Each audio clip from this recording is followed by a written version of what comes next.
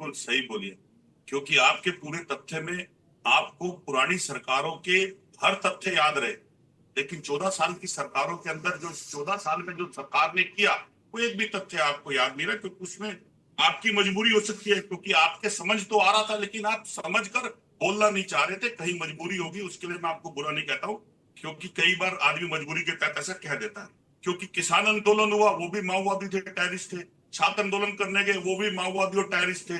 अध्यापकों ने आंदोलन करा यूपी के अंदर अपनी शिक्षा के लिए, वो भी माओवादी और टेररिस्ट थे। मेरी महिला पहलवान बेटियां अगर जंतर मंतर पे बैठी, वो भी माओवादी और टेररिस्ट थी। और उसके साथ साथ कहीं ना कहीं अगर देश का छात्र अगर आपकी सदन में बात आता है तो वो भी एंटी टेररिस्ट है, क्योंकि वो विपक्ष की भूमिका के अंदर खड़ा और सरकार से प्रश्न पूछ रहा है।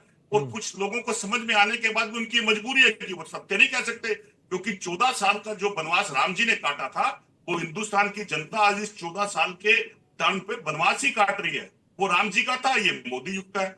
अरे पहले आप भूल गए शायद, देश के प्रधानमंत्री ने सबसे पहले जब जीते थे तो संविधान के तहत संसद भवन पे माथा टेक के लोकतंत्र की दुहाई दी थी, माथा टेका था।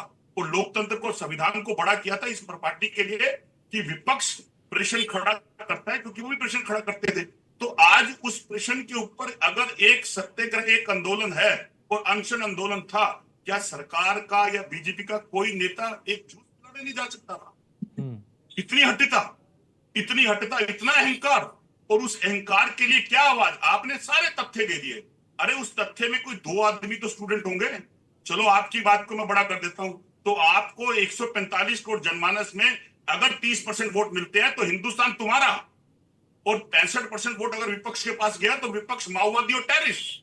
क्योंकि आप 35% वोट मजहब के नाम से लोगे, आपको अल्लाह भी दिखेंगे, आपको दूसरे बंदे दिखेंगे जिनको आप उजागर करोगे, लेकिन आपको वो विषय नहीं दिखेंगे जिस विषयों के ऊपर हिंदू हाथ हुआ। आप मंदिर के चंदे पे बात नहीं बोलेंगे, आप उस विषय पे नहीं बोलेंगे कि आपका बच्चा और मेरा बच्चा जब पेपर लीक में तड़फ रहा होगा तो वो डॉक्टर अभिषेक वो ये नहीं सोचेगा कि किसकी सरकार है, वो कहेगा कि हम किसके लिए बोल रहे हैं।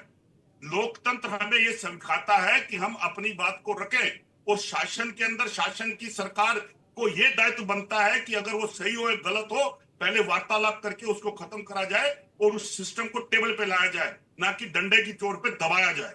ये प्रश्न खड़ा होता है। रातों रात कमिश्नर भी बदल जाते हैं, रातों रात चंद ही घंटों के अंदर नए कमिश्नर भी आ जाते हैं, और कुछ ही देर के अंदर सुबह की पहर के अंदर 30 सेकंड बहुत इंपॉर्टेंट है। डॉक्टर साहब का ज्ञान और मेरे ज्ञान में टकराव तो होना जरूरी था, और उसके बाद फिर 30 उसी कमिश्नर को मिल जाता, और उसी सुबह के अंदर अचानक भूचाल भी आ जाता है दिल्ली के अंदर, और उससे पहले सोई होती है। और उसी राहुल गांधी जी जो प्रश्नों को उठा रहे हैं, वहां पर एक जैस्मिन सेंटेंस का प्रोग्राम रख दिया जाता है।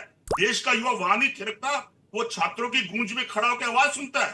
तो ये प्रश्नों पे आप कहीं लगता नहीं कि आपका कहीं समझ तो आ रहा है, आप समझना नहीं चाह रहे, तो समझिए आप। चंद्रमोहन जी, लेकिन कांग्रेस के दिल्ली के सत्ता में बड़े रहेंगे, हो सकता है नेता सत्ता मिले भी ना मिले, आपकी भावनाओं को लेकिन क्यों नहीं विपक्ष के समझ अंदर